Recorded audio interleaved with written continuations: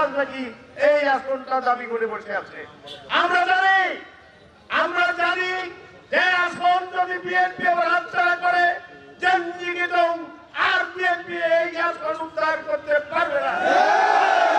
আমরা রক্ত দিয়েছি, আমরা 12টি প্রাণ দিয়েছি, আমরা হাজার হাজার মিথ্যা মামলার আসামিকে বারবার কারাবরণ করেছি।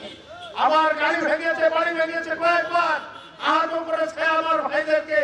এখনো অনেক ভাইদের পায়ে রড পড়া, হাতে রড পড়া। আমরা এই আসন ছেড়ে দিতে পারি না।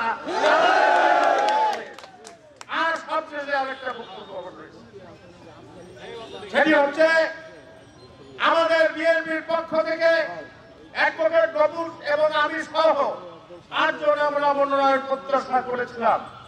আমাদের সকলের অঙ্গীকার, আমরা আমাদের ভিতর থেকে যেই মনোনয়ন পাবে আমরা তার ধানের শীষের পক্ষে নির্বাচন করব এবং আপনারা সকলে আমার সাথে থাকবেন।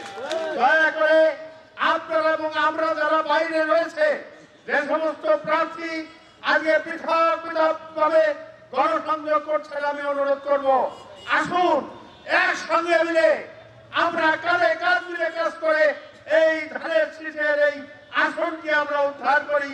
তারপরে যাকেই মনোনয়ন দেয় দল তার সাথে আমরা থাকবো, এই প্রত্যাশা ব্যক্ত করে ধানের শীষের প্রার্থীর পক্ষে আপনারা ভোট কামনা করবেন। বাড়িতে বাড়িতে যিনি মনোনীত হয় তার পক্ষে আপনারা ধানের শীষে ভোট কামনা করবেন।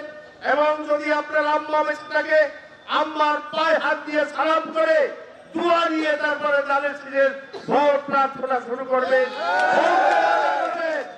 বউকে ওয়াদা করাবেন যে ধানের শীষে ভোট দিতে হবে। বউ বিবি বাচ্চাকে নিয়েই আপনারা ধানের শীষ ভোট চাওয়া শুরু করবেন। এই আহ্বান রেখে আজকে এই এলাকাবাসী যারা উপস্থিত আছেন, এই পথসভায় জনসভায় রূপান্তরিত হয়েছে, সকলকে আমি আমার পক্ষ থেকে, আমার দলের পক্ষ থেকে ধন্যবাদ, শুভেচ্ছা, অভিনন্দন জানিয়ে শেষ করছি। আল্লাহ হাফেজ। বাংলাদেশ জিন্দাবাদ।